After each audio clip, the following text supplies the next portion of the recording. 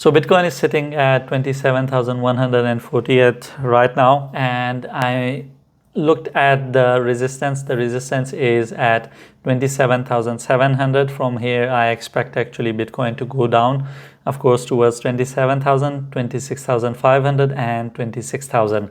It will actually go even lower than that, but these are the first three targets that I have.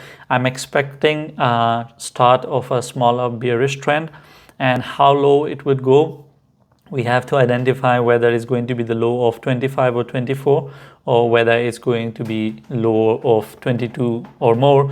But we would know once actually it goes there. So first we have to sit and wait. We have to see what happens when it goes to $26,000, because that is a critical point. Is kind of a make or break.